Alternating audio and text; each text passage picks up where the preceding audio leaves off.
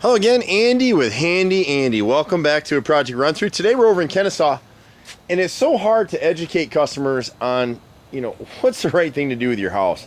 It's so difficult. People, get damages at their house and they don't understand, and people will tell them it's one thing and it's really something else. And that's kind of an example of what's been going on with this house. And so he's just got a number of things in this home that need to be addressed.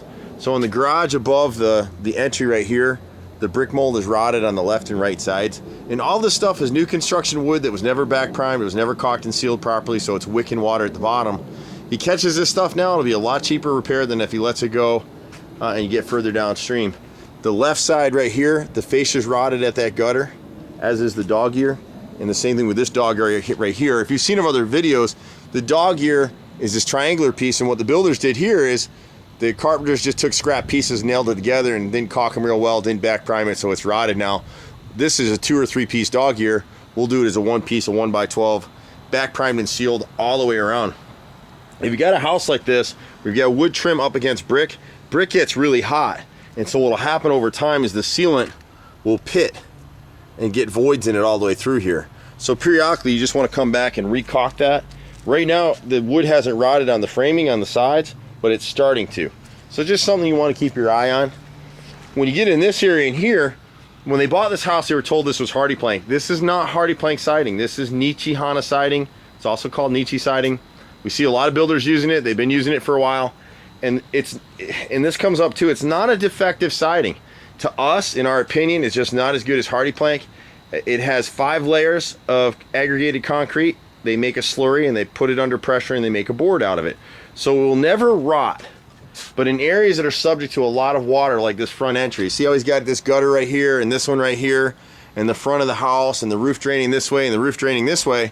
In those areas that are subject to a lot of water, it's going to delaminate. And we've already talked to them about this, so normally I wouldn't do this, but you see this piece of siding right here? Watch my finger. You ready? Look. See? This is concrete, and it's all wet underneath. And so what's happening is the water's actually coming here, and so much is running down through this area that it's absorbing.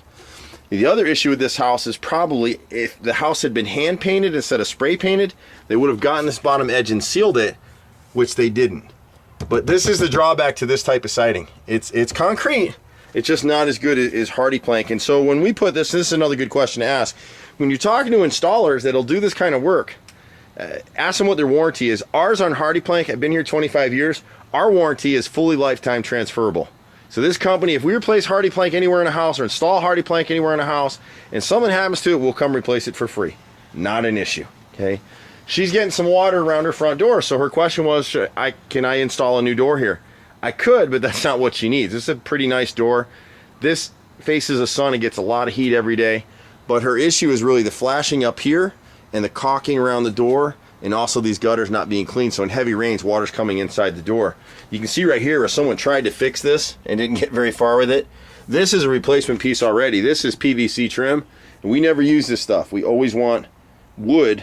If it rots, it'll let us know there's a problem before it gets expensive. So this will never rot, but it'll warp, it'll fade, it'll split, it'll crack. So we don't use PVC. Someone else did that. But then down here, we just need to pull this caulk out of here and re-caulk this, and the door will be good, and she won't have any leak anymore. If you have this on your home, a lot of people use these gutter leaders where it's a corrugated pipe or it going into black drain pipe. When you do that, it's going to clog, and these things go bad really quickly. I wish they'd stop selling them. On this front right window, and they're probably their dining room maybe right here, they never see it, but this nose was misinstalled and it's rotted anyway, so we need to cut that center and run a continuous nose with the right pitch away from the window. He's starting to rot this one window out, so they probably want to go ahead and try and get that painted at some point. It's good to partner with Handy Andy to do this stuff. We've been out here for 25 years. I love this stuff, and there's no shortage of it. It's just, there's weather, the work is everywhere. So on this front entryway right here, we're going to end up replacing the bottom row all the way up to row 17, I think. 3 rows above to come up to the roof line right here. If you can see my finger right in this area, across to this side and down will be James Hardy plank, and then we'll paint it to match the rest of what he's got here. As you come around the other side down here, and there may be other pieces that I'm missing. These 2 dog ears right here at the front entry, this one and this one are both rotted and need to be replaced. I missed that on my first walkthrough. When we come down the right side, You got one piece of niche siding is rotted right here, delaminated here at the corner. So we just replace this short piece over. Because it's hardy and niche are the same dimension, so we can piece in short pieces and don't have to piece in a whole row. If you've got LP siding or masonite siding, you got a rotted row of siding, you got to replace the whole row. You can't piece it in. So again, he's got this little corrugated end right here at the end of this downspout. It's going to clog and cause him problems. He did this little honeydew fixer to give himself a little dry space under here. It's fine, it works. At the bottom of the chimney right here, it's been holding water, so this bottom plate is rotted right here. Can't really piece it in, so you got to replace the whole plate. On these other windows, I can't see the upper windows too well, but all these lower windows are rotted. Some of them have already been repaired. So at this window, you got your left and right brick mold, and see the wrinkle right here? I put my finger right through it, so this whole nose needs to be replaced. We can't piece in noses. The other thing he's going to want to do when he gets ready to paint this house someday is all these sash points on the window frames have never been caulked, so they're starting to absorb water. That's why that front window is starting to rot in the dining room. So he has to get after that. This one back here, we see this all the time. Here's where a handyman came in and made a horizontal cut. It just trapped more moisture down here. Watch, I can put my whole finger right through this nose. So that whole nose needs to be replaced.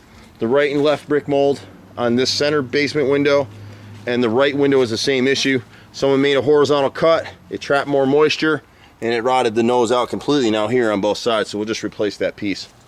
It's all little stuff, but it adds up, and if you don't catch up to it, it starts getting expensive.